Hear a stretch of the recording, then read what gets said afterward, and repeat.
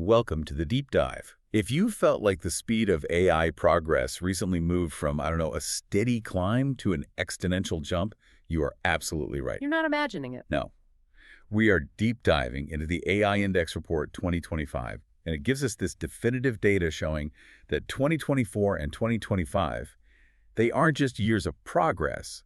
They feel like these pivotal inflection points. It's a completely unprecedented acceleration. I mean, when you look at the sheer data, you realize that the goalposts for what we thought AI could even do have been moved, or in some cases, just retired entirely. Retired, yeah. The report actually confirms that the Turing test, that famous measure of machine intelligence, it's formally no longer considered an ambitious goal. Sophisticated systems have just blown past it. We retired the Turing test. Yeah. Think about that for a second.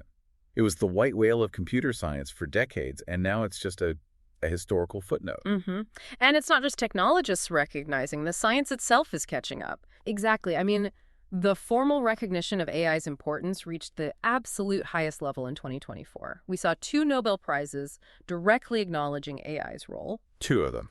One was the Nobel Prize in Chemistry for Google DeepMind's work on protein folding, specifically AlphaFold, and the other, the Nobel in Physics, recognized the foundational contributions of neural networks themselves. AI has stopped being just a software tool.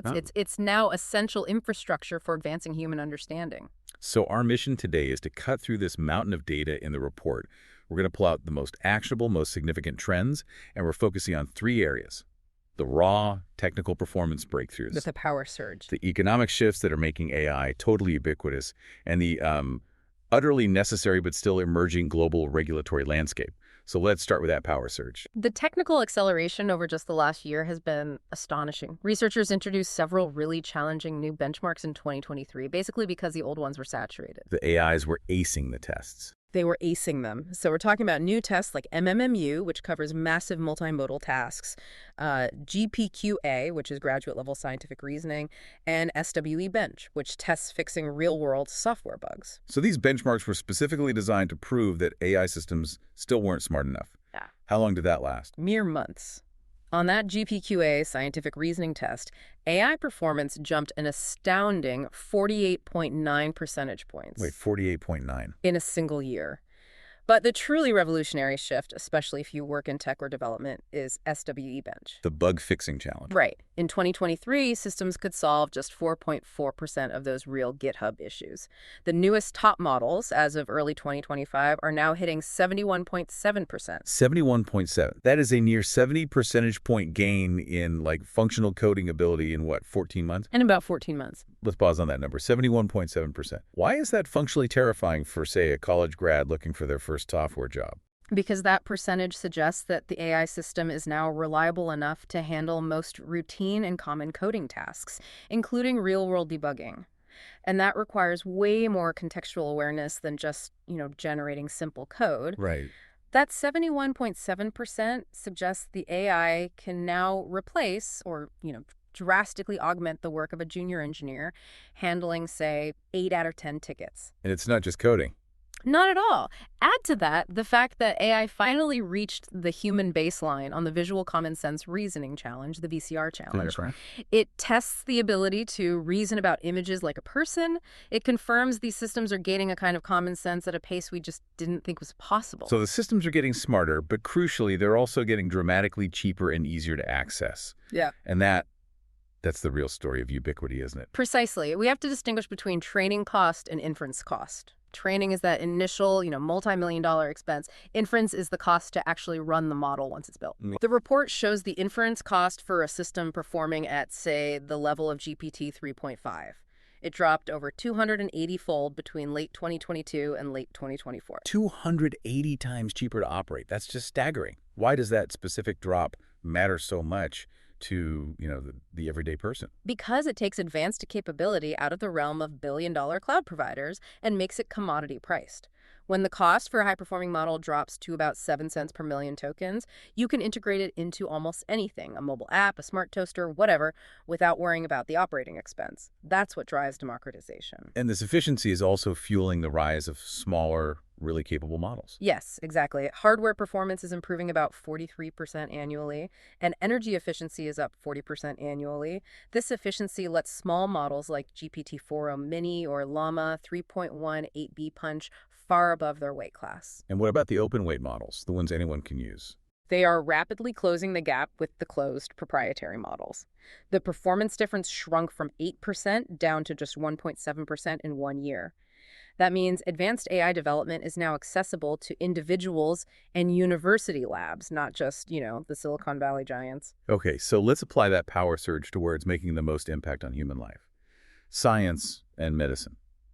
We mentioned the Nobel Prizes, and the bioengineering breakthroughs are just incredible. They are completely redefining what's possible in drug development. AlphaFold 3 didn't just model proteins, it now models their interactions with DNA, RNA, and ligands. Which are the small molecules that are crucial For turning biological gears, yeah. This is fundamentally necessary for designing drugs that target specific biological mechanisms. So it's going from predicting how things look to predicting how they behave together. Exactly. And the next step is creation.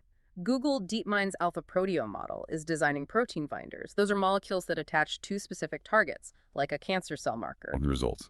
The report highlights that some of their newly designed binders are up to 300 times more effective on certain targets than existing solutions. We're moving from accelerating discovery to accelerating invention. Now, translating that power into the clinic, we're seeing dedicated medical foundation models, MedGemini, EchoCLA2 for echocardiology, enter daily practice. Does the data confirm they're actually making doctors better or just faster? They are making them better, which is the key thing. One controlled trial showed that physician performance on complex clinical management decisions improved by 6.5 percentage points when they were assisted by an LLM. So that's high-stakes decision quality improvement, not just clerical help. Exactly. But speaking of clerical work, the rapid adoption of ambient AI scribe technology. Thousands of clinicians at Kaiser Permanente are using it to handle all the documentation during patient conversations. It speaks to the immediate real-world utility in reducing burnout. We've talked about digital intelligence, but maybe the hardest challenge remains embodied AI intelligence that have to interact with the physical world. And 2024 saw some foundational breakthroughs there, too. You look at humanoids like Figure 2, which is now integrated with OpenAI. The robot can use speech-to-speech reasoning to not only follow a command, but also explain its plan and its rationale for its actions to a human. And we also have models like NVIDIA's GR00T. Right, which are these general-purpose foundation models specifically designed to translate our natural language into physical movement. It's a huge step. And in the automotive world, autonomous driving is accelerating deployment in major cities. We're sort of moving past the novelty phase and into economic reality, pushing hard on affordability. The focus is scalability and cost reduction. Tesla introduced dedicated new autonomous vehicles like the Cybercab and the Robovan. But the real headline for affordability is Baidu's RT6 Robotaxi. And what's the price on that? It's priced at just $30,000. That is a massive step towards making driverless vehicles a cost-effective alternative to human drivers, and not just here, but globally. And of course, public trust requires safety data. Yeah. What does the report say about how they're performing in the real world? The emerging data is pretty compelling. Waymo's operational data in places like San Francisco and Phoenix suggests that its drivers have significantly fewer injury-reported and police-reported incidents compared to the human driving benchmarks in those same cities. That operational safety data is critical fuel for broader regulatory approval.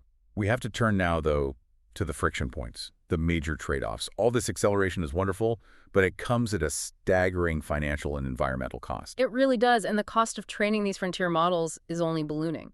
GPT-4 was estimated at over $100 million. $100 million? Llama 3.1's 405B model, an estimated $170 million.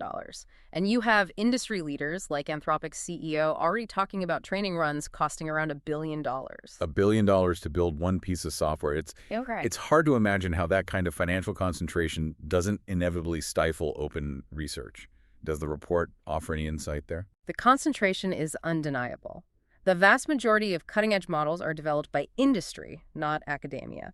And this intense resource consumption has a heavy price tag for the planet. How heavy? The training run for that Llama 3.1 model resulted in 8,930 tons of carbon emissions. And for context, The average American emits about 18 tons of carbon per year, so training one model is the annual carbon footprint of almost 500 average Americans. that is a stark, unavoidable trade-off.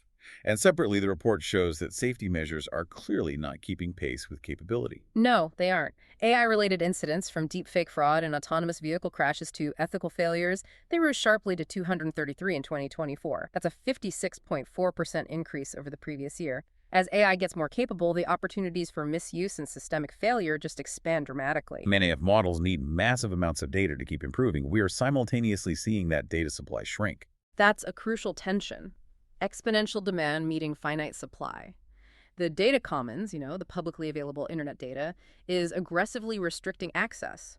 The percentage of restricted tokens in common web beta sets jumped from maybe 5-7% to 33% between 2023 and 2024. So, like, 1/3 of the global public library suddenly put up paywalls. That's a great way to put it, and it has profound consequences for the diversity and scalability of future models. We also saw the real-world impact of election misinformation globally in 2024. This sophistication is alarming. We saw the pervasive use of deepfakes for blackmail and things like that AI-generated image of Taylor Swift falsely endorsing a presidential candidate. It went viral globally before it could be contained. And while the actual impact on outcomes is hard to measure. Right, it's still being assessed, but the sheer volume and the targeted nature of this AI-driven misinformation, it represents a major threat to democratic integrity. This urgency is finally translating into real policy. How are governments responding? Well, global cooperation has intensified. You have the OECD, the EU, the UN, the African Union, all releasing governance frameworks. The EU AI Act is the landmark, setting a very high bar for regulatory burden with its restrictive, risk-based approach. And in the U.S. It's interesting. While the federal level has been slower, state-level activity is explosive. They went from passing just one state-level AI law in 2016 to 131 passed in 2024 alone. The legislative branch, at least locally, is scrambling to catch up. Okay, let's pivot to the human impact work in education. The data consistently shows clear productivity gains from AI adoption, sometimes ranging from 10% to, 45%? It does, but the most fascinating finding is the equalizing effect.